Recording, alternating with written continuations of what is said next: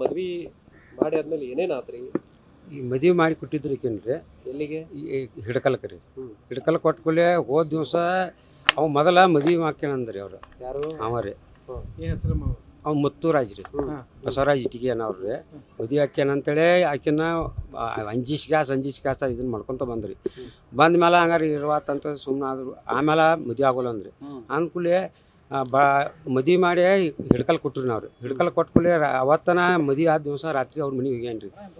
ಹೋಗಿ ಕ್ಯಾಸ ಅವ್ರಿಗೇನು ಹೇಳ್ಯಾನ್ರಿ, ನಾವು ಬೀಗ್ರದೇವು, ನಾವು ಹರ್ಯಾಗ ಕಾರ್ಡ್ ಕೊಟ್ಟಿದ್ದು, ಆ ಬೀಗ್ರದೇವು ಅದಕ್ಕೆ ಅನ್ಕೂಲೆ ಅವ್ರು ಕರೆದಿಂದ ಮಾಡಿಕೊಲೆ ರೀ.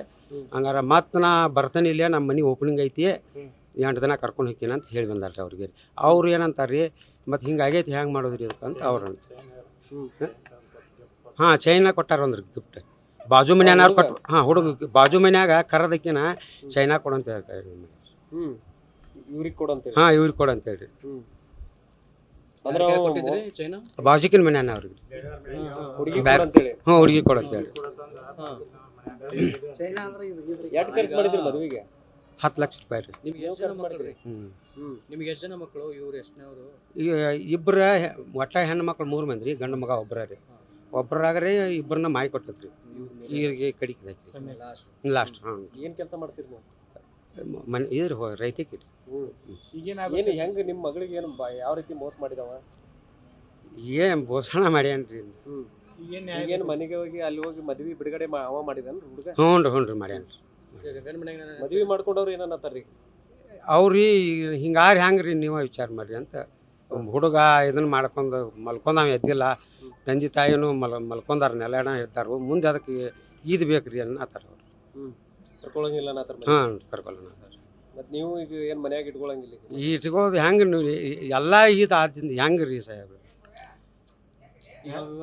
ಇದನ್ನೆಲ್ಲ ಮಾಡಿದನಲ್ಲ ಈ ಸಲ ರೆಡಿ. ಹಾಂ, ಈಗ ಅವ್ನು ಮದ್ವೆ ಮಾಡ್ಕೊಂಡ್ ನಾವೇನಂತ ಯಾರು ಈಗ ಹುಡುಗ ಮದ್ವಿ ಒಳ್ಳೆ ಅವ್ರು ಮದುವೆ ಆಗೋಲ್ಲ ಅನ್ನತ್ತದ್ರಿ ಅನ್ನತ್ತನ್ರಿ. ಯಾಕಂದ್ರೆ ಇಷ್ಟೆಲ್ಲ ಮಾಡ್ತಾರೆ, ಗಾಡಿ ಹಿಡಿಸ್ಕೊತಾನೆ.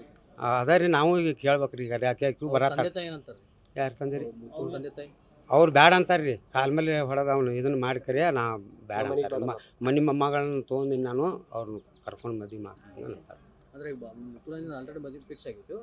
ಆಗಿಲ್ರಿ, ನಮ್ಮ ಮೊಮ್ಮಗಳ ಮದುವೆ ಮಾಡ್ಕೊಡ್ತಾನೆ ನಾತನ್ರಿ ಅವ್ರ ಅಪ್ಪ ರೀ. ಈಗ ಇವ್ರಿಗೆ ಜೀವನ ಹಾಳು ಮಾಡಿದಲ್ರಿ ಅವ? ಹಾಂ, ನಿಮ್ಮ ಮಗಳ ಜೀವನ ಅಂತೂ ಹಾಳಾಗೈತ್ರಿ. ಅದಕ್ಕೆ ಒಂದು ಏನು ನ್ಯಾಯ ಕೊಡಿಸಿದ್ನಿ. ನೀವು ಈಗ 4 ದಿನದಿಂದ ಸ್ಟೇಷನ್ಗೆ ಹೊಂಟ್ರಿ. ಹಾಂ, ಏನಾತ್ರಿ ಅಲ್ಲಿ? ಅಲ್ಲಿ ಹೋದ ಕೂಡಲೇ ರೀ ಆರೋಪ ಅಲ್ಲಿ ಸ್ಟೇಷನ್ಗೆ ಹೋದ್ರು. ಇಲ್ಲೇ ಇದು ಕಿತ್ತೂರು ಸ್ಟೇಷನ್ಗೆ ರೀ, ಪೊಲೀಸ್ ಸ್ಟೇಷನ್ಗೆ ಹೋದ್ರಿ. ಅವ್ರು ಹೋಗಿ ಇದನ್ನು ಕೊಟ್ಟರು ರೀ, ಕಂಪ್ಲೇಂಟ್ ಕೊಟ್ರೆ. ಅವ್ರು ಏನಂತಾರೆ ರೀ, ಇವನು ಇದನ್ನು ತೋರಿ ಕೊಡ್ರಿ ಅಂತಂದ್ರೆ ಅವ್ರು ಏನಂತಾರೆ, ಆರೋಪಿನ ಕರ್ಕೊಂಬರ್ರಿ ಒಯ್ಯಿರಿ ಅನ್ನತ್ತಾರೆ ಅವ್ರು ಸ್ಟೇಷನ್ ಪೊಲೀಸ್. ಹಾಂ, ಮಾಡ್ಕೊಳ್ಳವಲ್ರಿ? ಹಾಂ, ಈಗ 4 ದಿವಸ ಆದ್ರಿ ತೊಗೊಂಡಿಲ್ಲ. ಈಗ ಏನಾಗ್ಬೇಕಂತೀರಿ ನೀವು? ಒಟ್ಟ ಈಗ ನಮ್ಮ ಹುಡುಗ ನ್ಯಾಯ ಸಿಗ್ಬೇಕು ನಮ್ಮ ಹುಡುಗಿ ಅಂತ. ನಿಮ್ಮ ಹೆಸರು? ಪ್ರಕಾಶ್ ಗುರುಸಿದ್ದಯ್ಯ, ನರೇಂದ್ರ ಮಠ. ನ್ಯೂಸ್ ಫಸ್ಟ್, ನಿರ್ಭೀತಿಯಿಂದ ನಿಮ್ಮ ಪರವಾಗಿ.